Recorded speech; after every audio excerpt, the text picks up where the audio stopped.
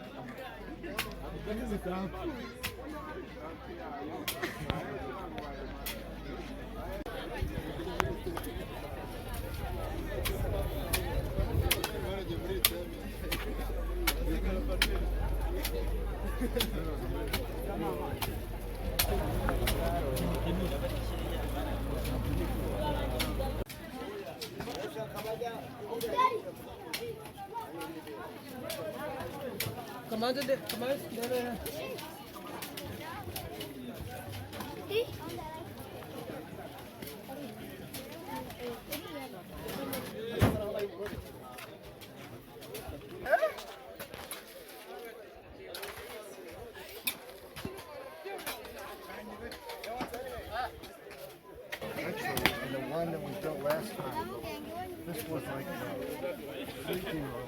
This was the goat. It's bigger than the sleeping room.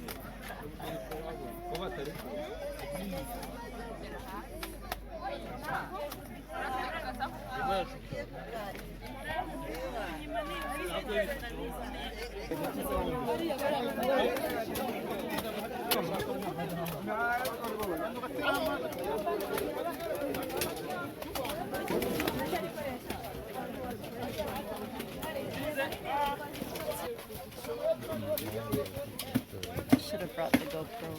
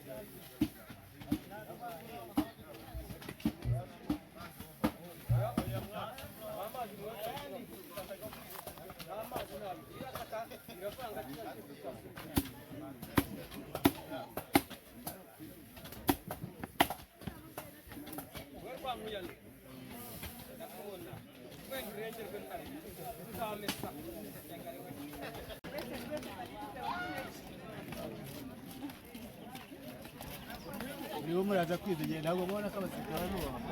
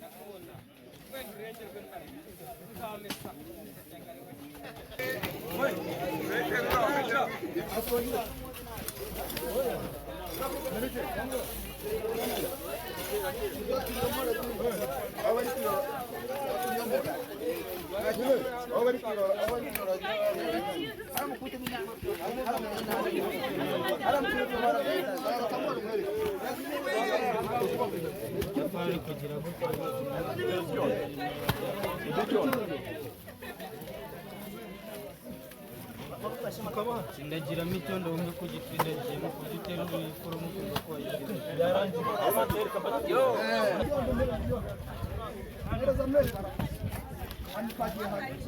agatambaro kakoze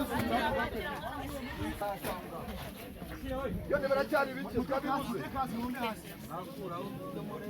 babuze ibyondo ko mutama ngo ndangize umwe ndangize n'urugondo gisoza amatafari ibintu bijye mu buryo hari ibyatsi hano rero iryo tafari izaba ari kure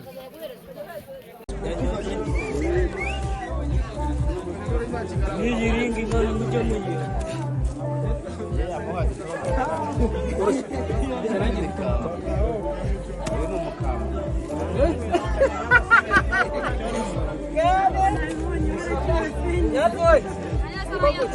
harimo imikamba muri ibi byatsi ntabwo byadutse Maramutse amakuru meze neza.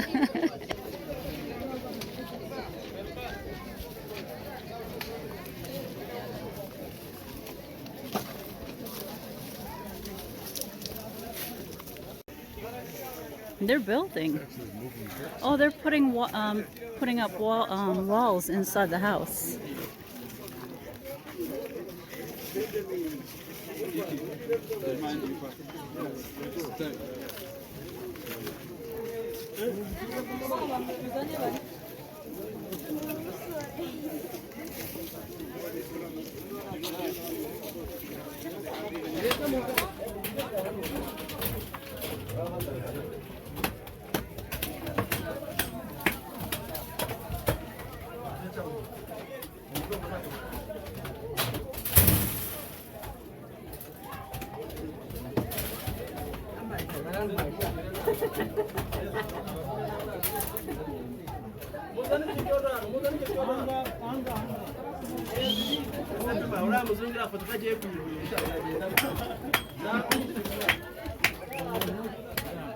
Just trying to get some video of the construction technique. Yeah, they're completing. Yeah.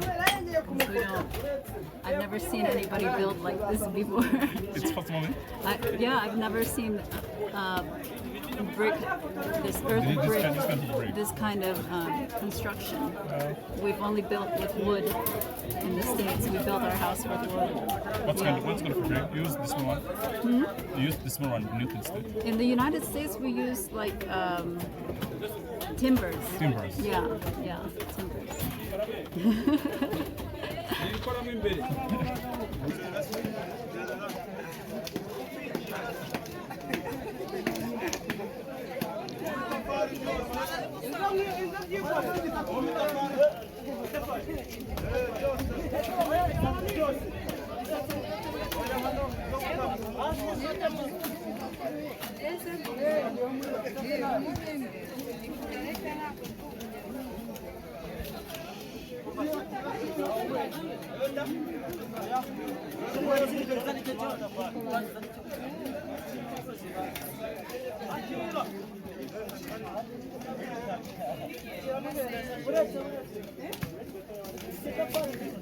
Inside, they were shaping the bricks with a machete. They were cutting them down.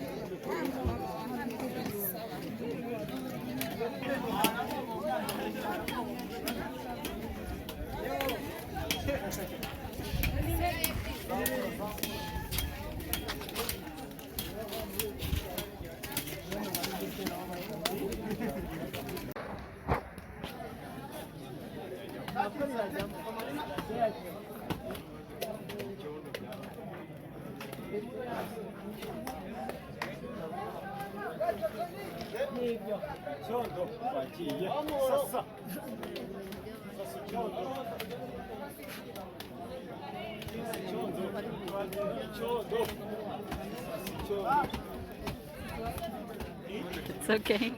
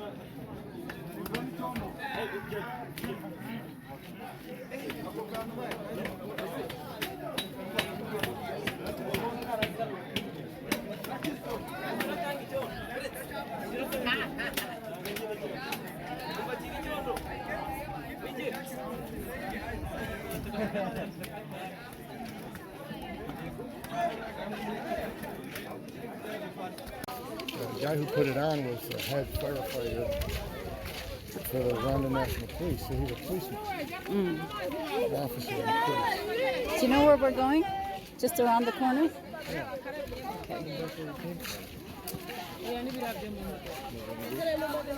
Abazungu. So, at any rate, he was telling, it was in Kenya, that way, yeah. and he was telling them to, you know, there's some things that are non-negotiable, and safety is one of those, which is the same as safety comes first. And he said, you report infractions of safety, no matter who does it. When the Zungu does it, you report it. Pointing to me. Zungu in the room. Yeah. Everybody started laughing. He said it all in Kinyarwanda, Yeah. but I know that word.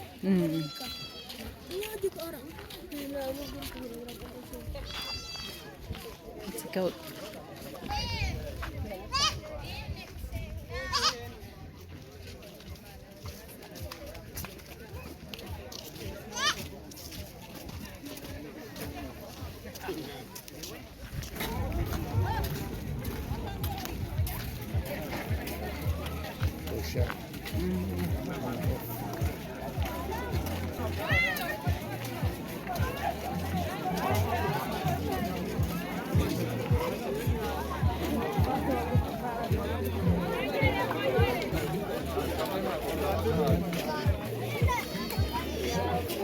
Maybe he'll take another one.